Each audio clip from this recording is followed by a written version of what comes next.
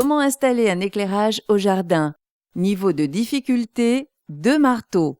Pratique et sécurisant, l'éclairage extérieur met en valeur le jardin.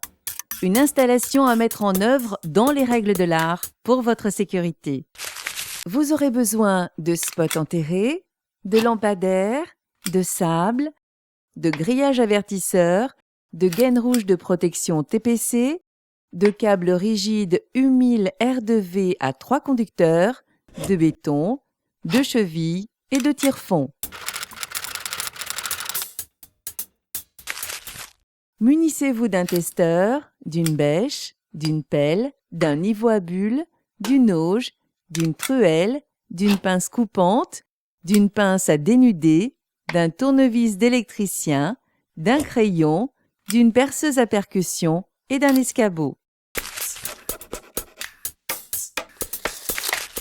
Avant toute intervention, coupez le courant au disjoncteur de branchement et vérifiez qu'il n'y a plus de courant avec un testeur. L'alimentation de votre installation électrique extérieure se réalise à partir du tableau général de répartition des circuits. Placez une protection différentielle de 30 mA en tête de votre nouveau circuit. De là, créez une ou plusieurs lignes selon vos besoins, elles-mêmes protégées à leur tour par un disjoncteur de 10 A pour les circuits d'éclairage et de 16 A pour les circuits qui alimentent des prises de courant.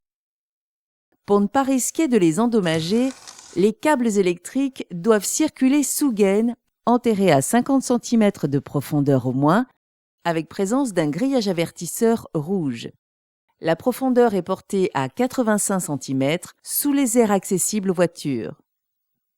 Après avoir défini l'emplacement de vos luminaires, réalisez les tranchées. Déposez un lit de sable de 15 cm, disposez dessus la gaine rouge de protection de vos câbles, puis recouvrez de 10 cm de sable avant de déposer un grillage rouge avertisseur. Déposez encore 5 cm de sable par-dessus. Faites remonter la gaine à la surface du sol, au niveau de l'implantation de votre futur luminaire. Si vous utilisez la même ligne pour alimenter par exemple 2 ou 3 spots enterrés ou des bornes, laissez 30 cm de marge au-dessus du niveau du sol et faites repartir la ligne vers le point suivant pour un branchement ultérieur en parallèle.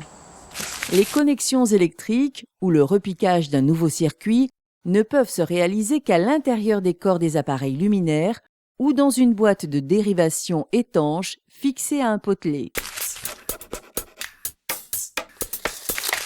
En général, le spot enterré est abrité par une enveloppe cylindrique qu'il faut démonter pour la pose. Ce cylindre doit reposer sur une couche de gravier qui assure le drainage de l'eau de pluie. Calez le bas du cylindre sur une couronne de mortier en vérifiant la mise à niveau par rapport au sol. Le mortier ne doit pas couvrir le centre du cylindre pour un libre drainage. Enfilez la bague, puis le joint du presse-étoupe sur le câble.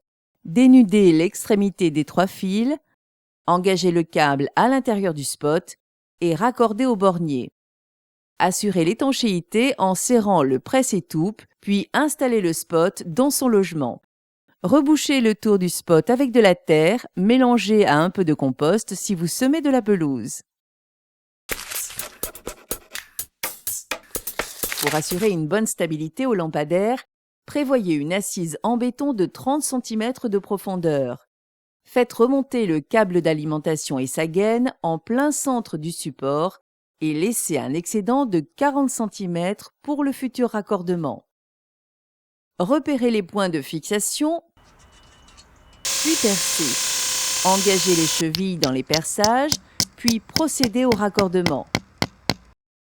Fixez le pied solidement avec des tire-fonds. Installez ensuite les autres éléments tubulaires du mât en faisant passer à chaque fois le câblage à l'intérieur. Préparez au sol l'assemblage de la partie supérieure du mât avec les lampadaires. Fixez ensuite ce dernier segment de colonne et procédez au raccordement des luminaires. Les lanternes reçoivent ensuite des ampoules à basse consommation. Couvrez avec les chapeaux pour finir. Couvrez le béton d'assise encore visible avec une fine couche de terre et semez un peu de gazon au pied du lampadaire. Il ne vous reste plus qu'à remettre le courant pour tester vos éclairages. À la tombée de la nuit, le jardin va prendre un autre relief. Une question, un doute, un conseil? Contactez le 0810 634 634.